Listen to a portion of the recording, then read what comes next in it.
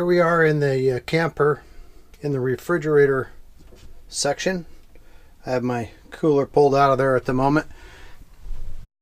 Here's the wires coming down from the vent up top. 2 wires coming down, and then this is my SC2030 Bogart Engineering MPPT charge controller. So I've got positive and negative in, and then positive and negative out going down here through that hole into the battery compartment up in front of the camper.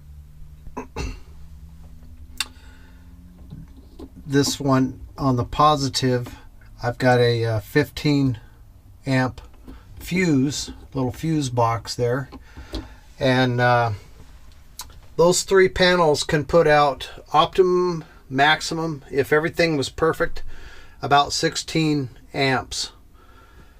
So I may have to bump that up to a 20 or something, but that's the same fuse I had with the two panels set up on the van. So that's simple enough. And the beauty of this is I can just pull that fuse out and disconnect the panels from the system if I have to work on something. And I can do that from within inside the camper. And then this charge controller is connected to the battery monitor, and I'm not going to go into the details on this because it's been a while since I've been through all that. I'd have to go back and refresh my own memory, but I do know this much: the green light means that it's charging. Down here on the charge controller, this green light will blink, indicating different levels of charge, float. The amber light up on top shows that we are actually charging, we're receiving enough power to charge. But just to look at this quickly, 13.8 is where the batteries are at the moment. 0.2 amps. It's probably just what's running the LEDs on this box or powering the box. And they are at 100% charge. I love this trimetric. This is the TM2030RV, and this is the SC2030 charge controller. It is MPPT, not it's not MPPT, it's PWM.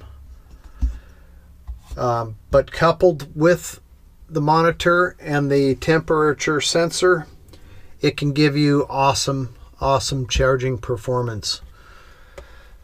Let's see, 100% on the pack on the batteries. I can hold that button for a couple seconds. It'll show me amp hours used. 0.97. Last time it was discharged was almost a day ago.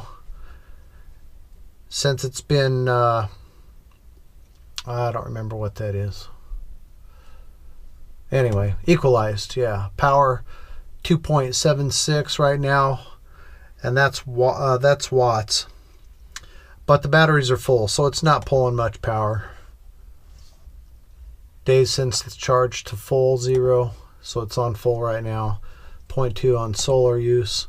Unused power, yes, so all the power, it's really excess power at the moment because the batteries are full and I'm not pulling anything off of this.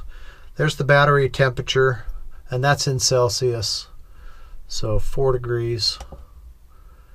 And back to 13.8 is where they're sitting right now. So let's see, this has a regular phone cable that comes out of it and connects to the charge controller, and then it has another cable that goes down through here. It's coupled with these wires, this gray one here. I know it's dark in here, but that goes up front and connects to the shunt, so I can measure power usage and how much power has gone back into the pack. So that's one of the beauties of that particular piece of equipment. I got these stapled up in here up against that corner a little bit, and then just kind of secured them so they look nice and they stay put with a few zip ties here. One to kind of hold that whole group together so there's no pressure on this. And then that way there's nothing gonna really pull on that and cause any of these other wires to get pulled out of place.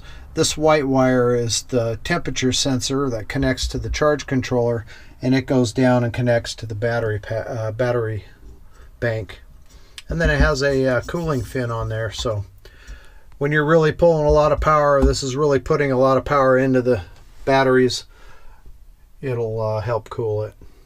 I've never noticed it get real hot, but my usage is pretty minimal. So next thing is to go up there and tidy up wires in the battery compartment and finish securing all that. And then I'm going to run a couple of wires over to the camper 12-volt supply where the battery was originally mounted, so I can actually get some of this power into the camper.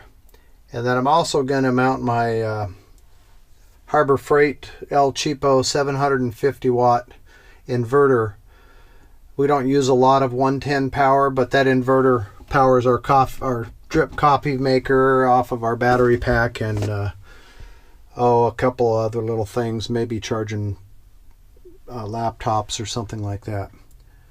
So that's where I'm at this point, all wrapped up on the roof and all wrapped up inside here.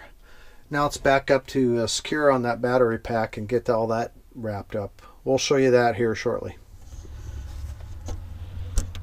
So I'm on the other side of the camper now. This is the original battery box compartment. And I've drilled a hole right there where I'll pass these wires through that come from my new battery bank. This is where the single battery used to sit. And they've got a fuse block here that I'm no longer going to be using. Kind of an old school fuse. Has these kinds of fuses used to fit up in there.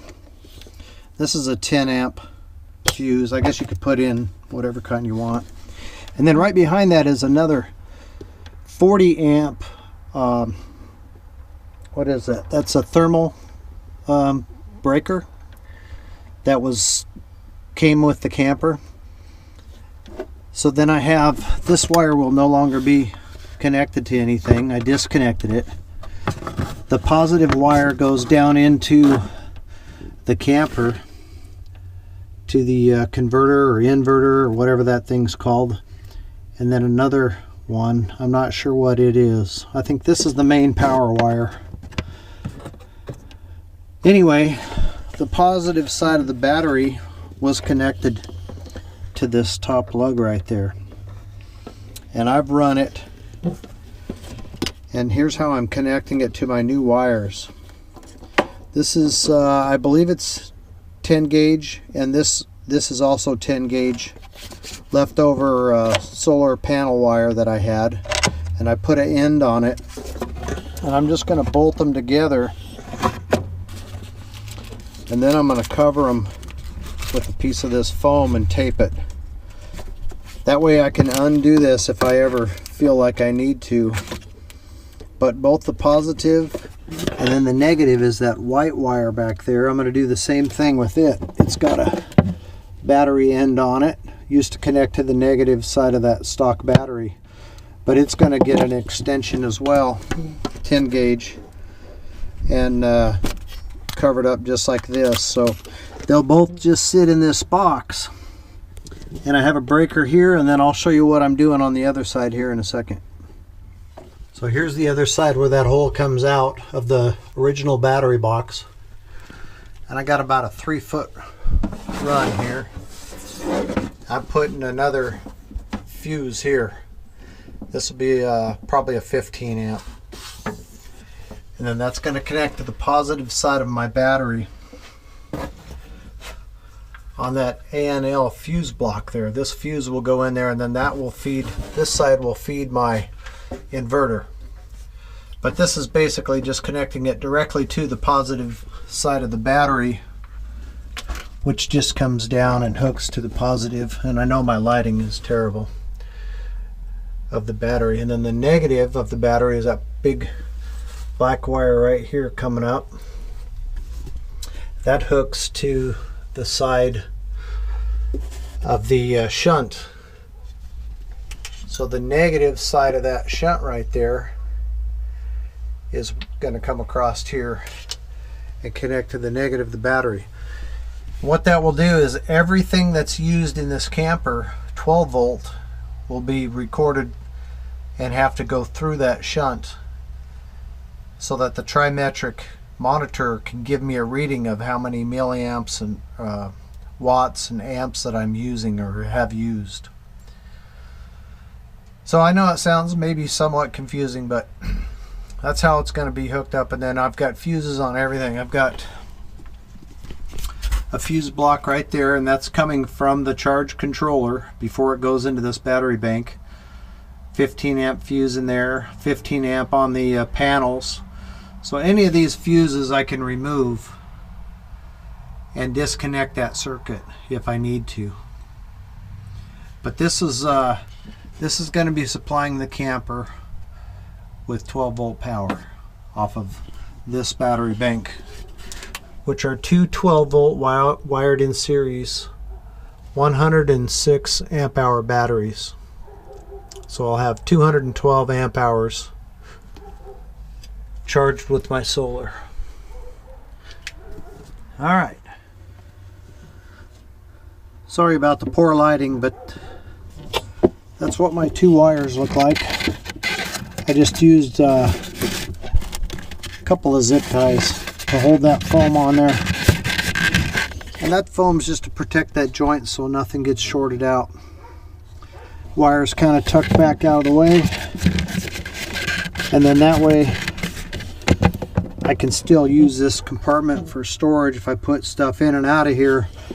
Hopefully I'm not damaging or getting shorted out on those two connections. But that'll be nice. And then up front, coming in, one connects to the battery, and I still need to fasten up all these cables. And the negative to the back side of the shunt. Here's a best shot with the lighting that I can give you of the batteries. I'll get a light in here and show you better on my future video, but there's back in that corner where you can't really see is where all the wires are coming in to this compartment, and the batteries just fit in there perfectly front to back. And I haven't done it yet, but I'm just going to take a 2x4 and screw it to the floor with about 4 or 5 screws to hold the batteries from sliding back and forth. Now this compartment doesn't have any venting, so I'm going to have to come up with a plan to put some venting in here. And I'm not exactly sure what I'm going to do, but this aluminum door, I thought maybe I'll cut out a box, put a vent cover on the outside, and get a lot of venting that way. And then I may drill and put a vent up in here on the side, out the top. But I'll get around to that. Anyway, I'm going to stop here for now on this project and put things away, and it's kind of getting darker out here. It's hard to see, and we'll continue with the next one. Thanks for watching.